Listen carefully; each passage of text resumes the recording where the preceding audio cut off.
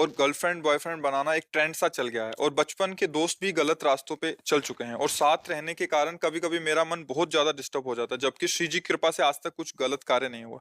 महाराज जी कृपा करके इस विषय पे भी मेरा मार्गदर्शन करें कि। वैसे कई बार इस विषय पे चर्चा हुई है, पर हमें लगता है कि हम दूसरों को नहीं संभाल सकते, हमें अपने को संभालना है। सिद्धांत की बात समझो। दूसरे गलत कर रहे हैं, हमको नहीं करना है। फिर हमको कोई परास्त नहीं कर सकता। दूसरे सुधरे तो हम सुधरे, कभी सुधर नहीं सकते। हमको अपने आप को सुधारना है। तेरे भावे जो करे, भलो बुरो संसार, नारायण से बैठ के अपनो भवन बिहार। अपने हृदय को हमको ऐसे, ये बहुत मतलब बहुत ही विध्वंसकारी वृत्ति है, जिसे गर्लफ्रेंड बॉयफ्रेंड जो शब्दों से उच्चारण किया जाता है, ये विध्वंसकारी वृत्ति है। धर्म का नाश, पवित्रता का नाश, बुद्धि का नाश, वैभव विभूति का नाश, किसी भी तरह मंगल है ही नहीं। कोई भी कहीं भी कुछ भी अच्छा नहीं है। अगर इसमें कुछ भी अच्छा होता तो जरूर कोई न कोई सूत्र निकलते, लेकिन इसमें कुछ भी अच्छा नहीं है। हमारे भारत की रीति रही है, हम जिस भूमि में पावन जन्मे हैं उस भूमि की बात कहते हैं। जब तक बालिका का पाणी ग्रहण न हो, तब तक वो किसी पुरुष का संयोग नहीं करती थी।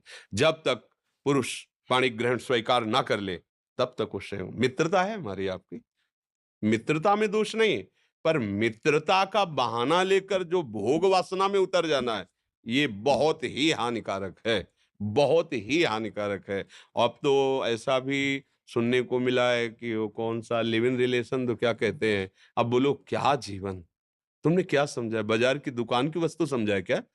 कि हमने ले लिया, हमने देखा स्वाद नहीं, हमने छोड़ दिया। ये आप खिलवाड़ समझते हो?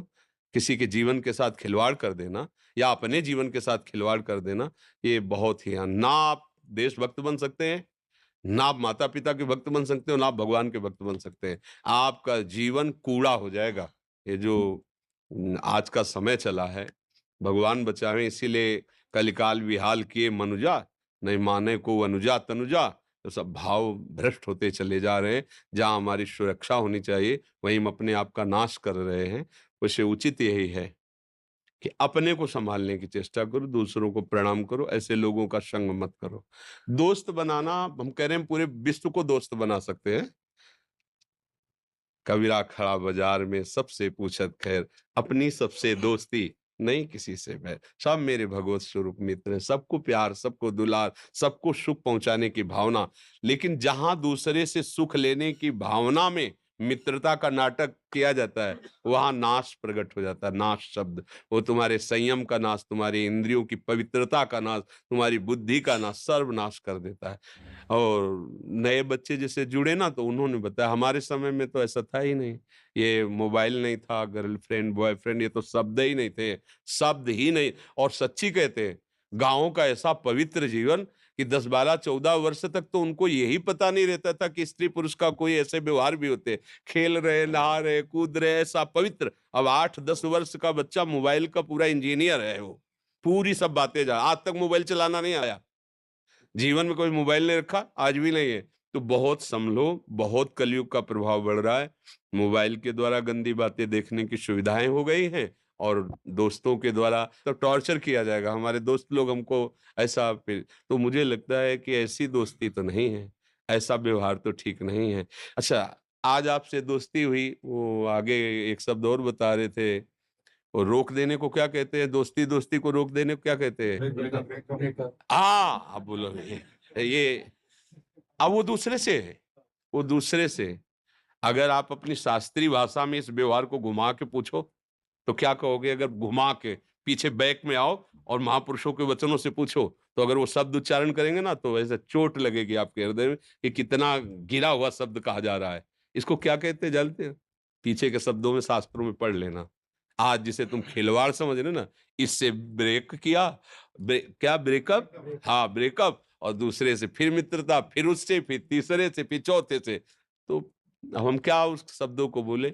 आप लोग अपने मन और बुद्धि को डांट नहीं सकते हो, इतने गंदे आचरण कर रहे हो। जब आप गृहस्थी में जाओगे, तो आपकी क्या निष्ठा होगी? रोज अलग अलग होटल से भोजन मंगाओ, फिर एक रसोई में तुम 1 महीना खा के दिखाओ हमें, नहीं खा पाओगे। चाहे जितना अच्छा भोजन बने, मन कहेगा कि आज होटल से लाओ, आज ब्रजवासी वाले होटल से लाओ, कल उस ढाबा से लाओ, क्योंकि दुष्ट रसेंद्री ये चंचल हो गई।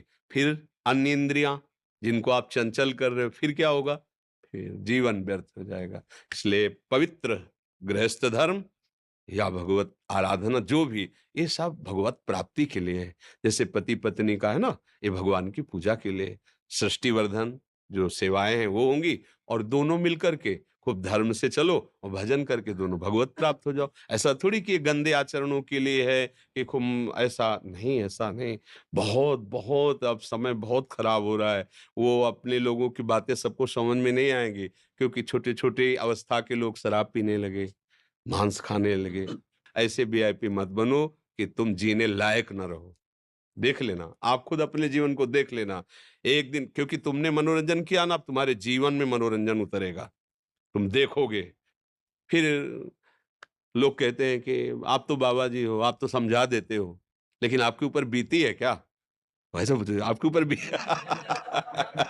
आपके ऊपर तो बीती नहीं, क्योंकि लड़का बच्चा परिवार तो है नहीं, तो उपदेश देना तो सहज है।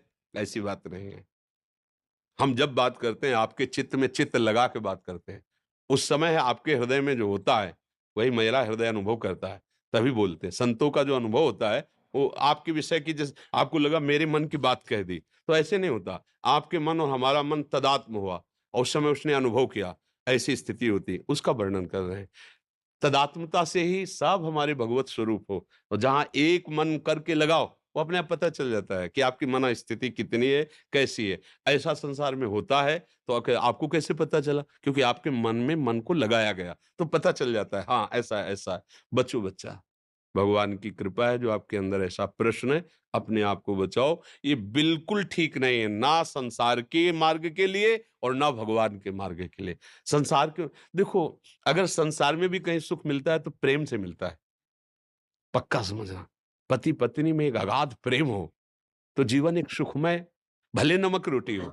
देखो, गृहस्थी में भी नमक रोटी है, कोई अच्छी व्यवस्था नहीं, लेकिन दोनों मुस्कुरा रहे हैं, दोनों एक दूसरे से प्यार करते हैं, ठीक धर्म से चलते हैं, बढ़िया गृहस्थी। और वो प्यार कैसे करें? प्यार की भूमिका तो पहले ही नष्ट हो गई। अब रह क्या गया है? अब तो खोखला जीवन है। अब क्या होगा? अशांति, वृत्तियां व्यभिचार में प्रवृत्त। ये जो आजकल सुनते हो ना, ऐसा ऐसा ऐसा हुआ, कई लोगों ने मिलके ऐसा ऐसा कैसे अत्याचार कोई कर सकता है? कितना हमारा हृदय अपने शरीर को प्यार करता है, हम ऐसे ही शरीर वालों के साथ कैसा व्यवहार करते हैं? क्या ये हमारा हृदय देखो कितना कठोर, कितना गंदा हो गया। अगर हमारी बहन को कोई गंदी दृष्टि से देख ले, तो हमें बर्दाश्त नहीं होगा, और दूसरे की बहन के साथ हम क्या व्यवहार करते हैं, वो मुझे बर्दाश्त हो जाता है। कैसी बुद्धि निम्न कोटि की, नीच कोटि के हो गए। इसलिए सँभालो, अपने जो साथ हों, उनको भी सँभालो, जो सँभल पाए, नहीं तो आप चलो। ये मार्ग अपने आप के सँभालने का है। प्रभु मैं घर से मतलब पहली बार अकेले कहीं बाहर जाने के लिए निकला हूँ और प्रभु आपके दर्शन से मतलब उसको गए।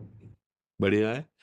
बस गंदे आचरणों में ना भागना, संत संग मिल गया है, पर रहो माता-पिता की आज्ञा में। और हाँ, और बिना सूचना दिए माता-पिता को कहीं मत आना-जाना। देखो, माता-पिता सबसे बड़े परमात्मा हैं हमारे, वो गुरु हैं, सबको मानना चाहिए। वयोवृद्ध माता-पिता का व्यवहार नहीं देखना चाहिए, वो चाहे गाली दें, कड़वा व्यवहार करें, पर आपको है कि जब तक उनका शरीर रहे, उनकी दासता से युक्त रहोगे, तो जीवन सुखी रहेगा। माता-पिता भले कड़वा बोलें, लेकिन जितना वो प्यार करते हैं ना हृदय से, दूसरा नहीं करेगा। चाहे जितना दुख हो, जब माँ ऐसे हृदय से लगा लेती ना, तो एक असीम आनंद मिलता है। तो ऐसे माता-पिता को सूचना देके उनकी आज्ञा में रहकर ही धाम आदि कहीं भी आया जाए, उनकी अनुमति ले ले और उनका आशीर्वाद ले ले, फिर यात्रा करे, फिर अपने जीवन को सतमार्ग में चलावे, अच्छा रहेगा।